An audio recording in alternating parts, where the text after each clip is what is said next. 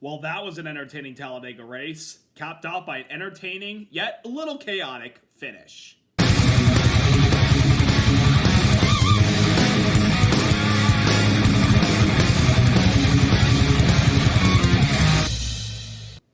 Hey there, race fans. It's Race Day Top 5 with me, Frank 5. Talladega Superspeedway, the granddaddy of superspeedway racing action. It is in Sweet Home, Alabama, where the skies are so blue. And yesterday we got ourselves blue skies and a phenomenal, entertaining, and thrilling race at Talladega up to the very end of the race, where one Toyota driver pulls through in the tri-oval to get his first win of the season. Let's get into all that went down at Dega. Number 1, Reddick comes through with the victory. Tyler Reddick and 2311 Racing score their first win of the season, winning yesterday's Geico 500 at Talladega, and a pass on the last lap of the tri-oval, dodging a calamity that happened in front of him and behind him. Reddick was able to pull off the win, beating out Brad Keselowski, Noah Gragson, Ricky Stenhouse Jr., and Alex Bowman for the victory. What a wild, long day for Tyler Reddick. Beginning of the race, we didn't really talk about him that much. He was just kind of hovering around the middle of the pack, riding around, minding his own business, but not getting into any trouble whatsoever. He was just kind of cruising for the most part, stuck with his Toyota teammates for a lot of the race yesterday, and was riding with them within the top 15, top 20 for a good part of the race. And then in the final part of the race, we started to see him get a little bit aggressive up at the front of the field. Now, he put himself in position up there because during the middle part of the final stage, the Toyota group elected to come down pit road early ahead of everybody else who was still out there in a big pack and come in and get their tires and fuel, and hopefully they get a caution to get their track position and be ahead of everybody else. Well, a caution happened, and unfortunately it involved some of the Toyotas, which I'll get into a little bit later. But the one that benefited from that was Tyler Reddick, because he was able to get his track position and get himself up at the front with two Toyota kind of teammates, and Martin Truex Jr. and Ty Gibbs up there right behind him, and they ran up front competing with the likes of the Ford camp with Michael McDowell and Brad Keselowski and a lot of other drivers. Reddick was aggressive up at the front, getting the pushes from behind, trying to get that extra momentum that he needed to try and clear the 34 car or whoever was challenging him up at the front. But there were times where the top lane where they were running stalled out a little bit. They got kicked back. Then they worked their way back up to there when they got a little bit more momentum. And then on the last lap, going into turn number 3, it looked like the race was all but lost for Tyler Reddick as they lost the momentum going into 3 and he fell back. However, due to what happened up at the front with the two leaders coming into the tri-oval and setting off a wreck, Reddick shot through and was able to carry the momentum past the 6-car Brad Keselowski through the tri-oval and took it on home right to the checkered flag to get him the victory. And this is Toyota's first win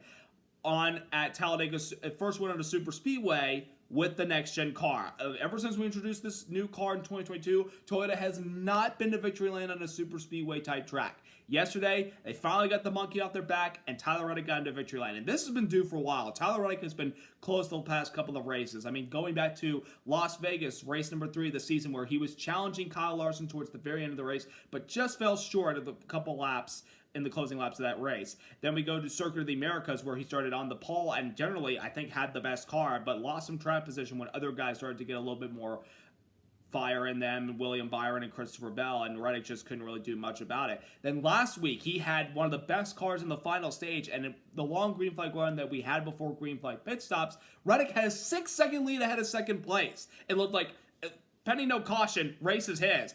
But on pit road, the 2311 crews, I've mentioned this before, and of course this has been the case for them ever since their inception, that pit road has been their Achilles heel. They had a slow stop. He lost the lead briefly, but then gained it back by passing Hamlin because of how good Reddick's car was. But obviously we had cautions late, and he got passed 3 wide on the inside by Chase Elliott, the eventual winner of the race, and Reddick had to settle for a 4th place finish, even after he dinged the wall off of turn 2, but still kept going. But I felt like that was a missed opportunity for him. Yesterday, he was able to put it all together and get the 45 car to victory lane. A special moment for Tyler Reddick and a special moment for the team. Of course, this is the track where 2311 Racing got their first win as an organization back in 2021 with Bubba Wallace. Albeit it was rain short, it was still a historical moment because this team is owned by NASCAR Cup driver Denny Hamlin and, of course, the legendary number 23 in all of sports, Michael Jordan, who was at the track yesterday, and this is the first time ever that Michael Jordan has been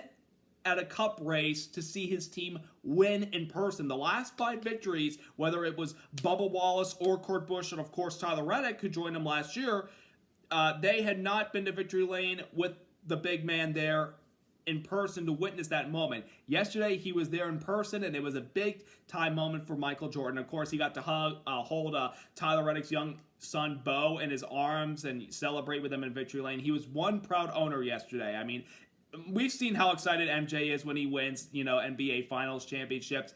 He was felt just excited about. It felt like he won the title yesterday, and it was just a big moment for him in the 2311 team. And of course, you got the Air Jordan brand on Reddick's car. That was an amazing paint scheme. And to see that thing in victory lane with the big man there at the track and seeing the team win, there's no greater feeling. I mean, it's awesome. It's good for the sport, especially when a team is owned by one of the most popular sports figures in all of sports.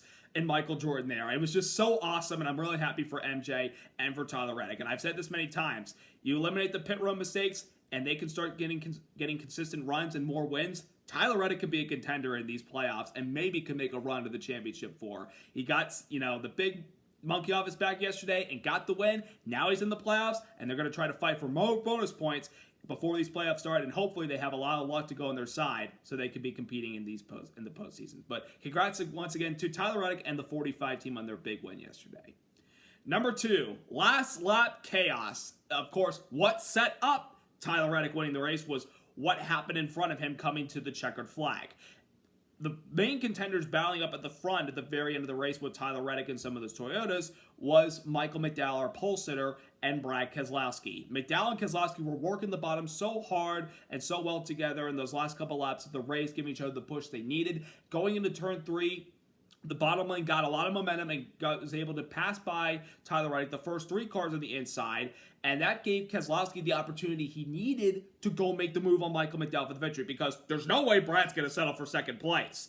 So he meant to make the move on the outside coming off of turn 4. McDowell comes up to block, as he should, and then Keselowski comes back down to the bottom, hoping to get that extra momentum to try to pass McDowell. McDowell comes down the block, as he should, but a little bit of a twitch in the car, he got loose and went around right into the pack on the last lap through the tri-oval. And unfortunately, while Keselowski was trying to avoid that, he got passed on the outside by the 45 of Reddick, thus costing Brad Keselowski a chance to win. And Michael McDowell, who led the most laps yesterday, 36 laps, ended up with a wrecked car, and a lot of other cars behind him were collected, including Corey LaJoie ended up on his side. Thankfully, nobody was hurt. Everybody was able to cross the start-finish line and climb out of their cars okay. The lone exception being McDowell, who never made it back to the start-finish line. He was okay, but an unfortunate incident on the last lap. All day long we were racing hard side by side, and having the last lap, we have calamity coming to the tri-oval and to the checkered flag. It sucks to see all those cars get torn up in the last lap, but that's Talladega and super speedway racing.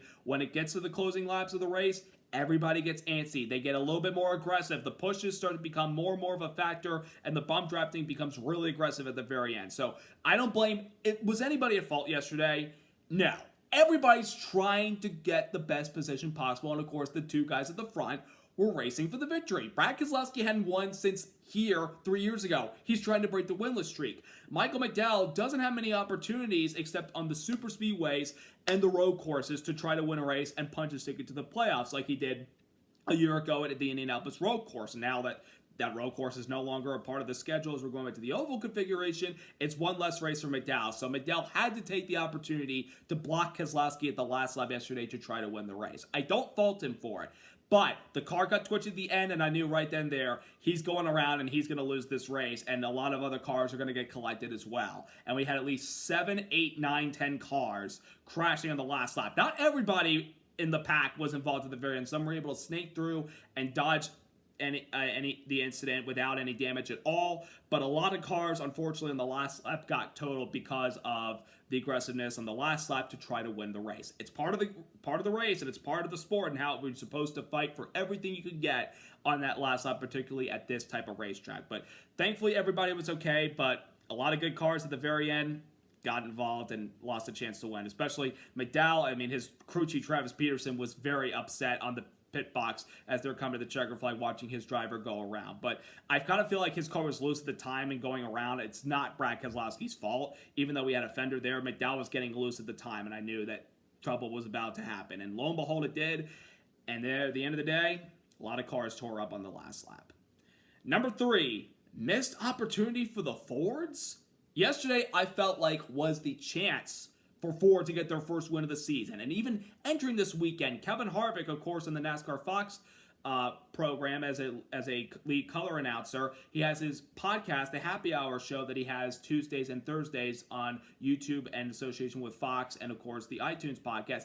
He came out and said if Ford does not win at Talladega this Sunday, it's a failure for them, and because he felt like coming in that the Fords would have the speed in their cars and the capability to win the race. Well, Harvick was spot on. The Fords were up front a lot yesterday, and it wasn't really like, your typical Fords like you normally see, like Penske and Front Row and RFK. I mean, they were all up there, but there were other Fords that were racing up front yesterday. Justin Haley for Rick Ware Racing was up there leading some laps, for crying out loud. Cody Ware back in the Cup Series. He ran up in the top 10 at one point. Now, I didn't expect him to win, but he at least was running up at the front. Todd Gilliland was up there. As I mentioned, Michael McDowell, he led the most laps, even though he didn't lead all of them until the very end of the race while battling with Reddick and everybody else.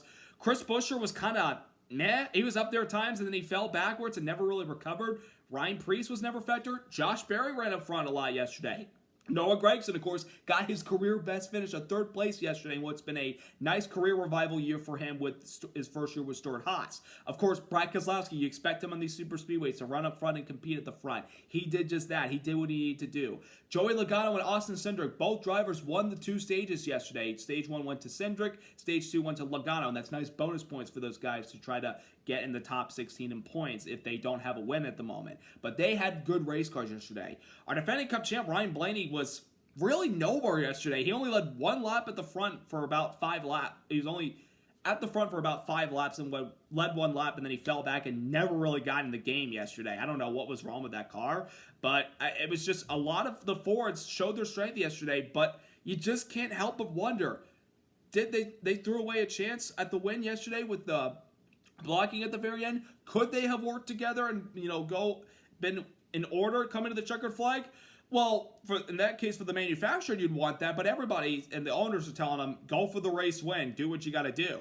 And, the Fords, again, have been so strong, these super speedways, and of course, we characterize Atlanta now as a super speedway type track with the drafting we have, even though handling starting to become a big factor there.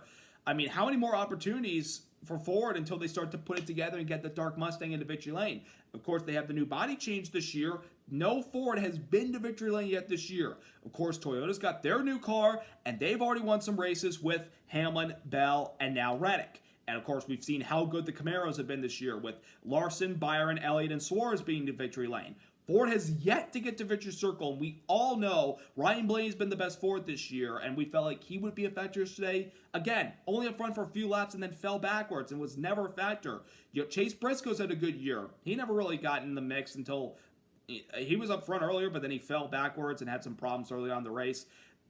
I've just felt like, was this a missed opportunity for Ford? Should they be disappointed with it? I mean, given what happened the last lap, they probably are still very disappointed, but they're going for the win. You can't blame them for it, but I just don't know. What do you guys think? Let me know what you thought. Did the Fords miss an opportunity to win yesterday?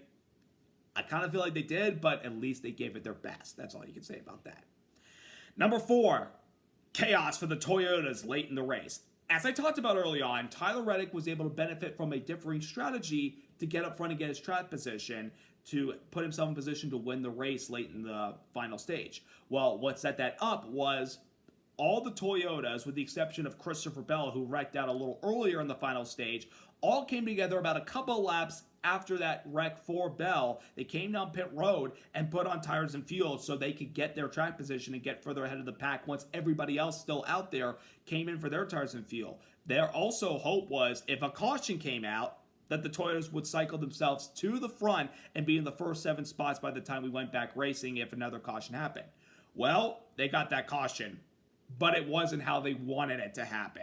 Going into turn 3, all the Toyotas were running single file, and then all of a sudden, I don't know what happened, but Bubba Wallace, the 3rd car in line, and the 4th car in line behind him, John Nemechek, started to drift up the track a little bit. I don't know, were they trying to make a pass or something? I felt like they should have stayed in line, And while that happened, Eric Jones was reacting up in front of Bubba the same way, coming up the track, and all three of them went up into the outside wall. Eric Jones hit the wall extremely hard, damaging the air cleaner in the front of that car. It was a nasty, nasty hit. So nasty that Jones actually had to take a while to get out of the car. He was checked and released in the infield medical center, but then he went to the local hospital to get further evaluation. He was discharged earlier this morning and went back home to North Carolina perfectly fine. I hope it's nothing too serious to prevent him from racing this upcoming Sunday at Dover, but he took a nasty shot at the wall. It took him out. It took Bubba out and John Hunter Nemechek, who was pretty good early on the race. And it also collected Denny Hamlin, who at the moment, he was trying to avoid the wreck, but Nemechek's car wrecking was coming down the track at such high speed. Hamlin had nowhere to go. He got doored. Hamlin got doored by Nemechek and went up the track and into the wall. And unfortunately, it took Hamlin out of the race. I don't know what was going on with the Toyotas at the time. Why are you guys trying to make some moves when you should be staying single file, knowing that everybody else still has one pit stop left to make? You guys could have all 7 of your cars up at the front, competing for the race win with the right track position. You're fortunate at least one of your Toyotas was able to go to victory lane, because what happened there in turn 3 is mind-boggling, and I don't understand the aggressiveness in that situation with those guys getting a little bit antsy, running up high at the track, and led to 4 wrecked Toyotas. Kind of disappointing.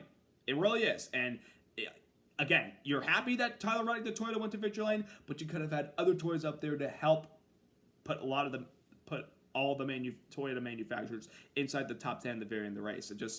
I don't know what happened there at the very end. I don't know. I really don't think I can blame anybody. It's just racing, but I do kind of question their decision of how they were racing each other at that moment in time. So, unfortunate what happened. I mean, again, they're thankful they got a Toyota victory lane, but they got to be a little bit upset with themselves. I mean, Hamlin was upset that he got knocked out of the race because of the wreck, but the bright side was that one of his 2 drivers was ended up in victory lane yesterday. So you got to be pretty happy about that. And number 5, Talladega Racing, different than past years. This Talladega Racing we've got now with the next-gen car is very interesting. From the drop of the green flag yesterday, about 5 laps in, we were 3 wide for about 10 rows deep. Those guys were up front getting aggressive. Some guys fell to the back because a lot of them were going into fuel-saving mode, not just in Stage 1, but Stage 2 as well, because a lot of these guys were gambling, if you're in the middle of the pack, that you would just ride around, save as much fuel as you possibly could, so much that they were running under 180 miles per hour in a big pack together. I mean, you couldn't really tell on the television screen, even though the tachometer, like a speedometer on the sides, even though these guys don't have, the speedometer in the cars, they have an RPM gauge and tachometers, they were running under 180 miles per hour, 3 wide, for multiple rows deep, not really pushing the envelope. And when some cars were able to peel off the pit road in groups, as long as you didn't get penalized, some of them were able to gain track position from where they were running at the time, whether it's, say,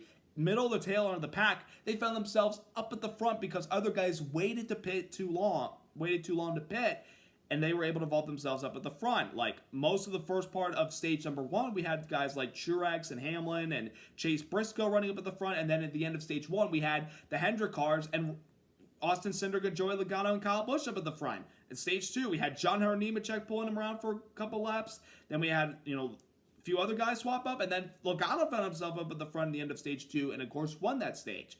And the final stage, of course, fuel saving was kind of a thing, but it was all thrown out the window with the Bell crash on the back straightaway with Justin Haley, and of course the wreck with the Toyotas in turn number 3. I mean, I didn't think we were going to go green the entire final stage. I knew the intensity was going to ramp up there, but I mean, it was very interesting, intriguing racing yesterday. I know some people are like, why are these guys fuel saving and running under 180 miles per hour on the racetrack right now? I mean, I just don't understand it. Well, some of them did it to gain their track position towards the end of the stage if there wasn't a caution, to put themselves in better position to score stage points. And that's what some of those teams that were able to kind of run half throttle for the most part and not really push the envelope and pulling a pack, because when you're pulling a pack, you're burning the most fuel. I mean, it happened to be Jim McLeod. He was up there in that black 78 car with no sponsor, up at the front, led a lap, but he was pushing the envelope too much up there, especially for a lower funded team like his car, and he ended up scraping the wall and running out of gas in the fuel pickup and took him out of contention for a possible solid finish yesterday. But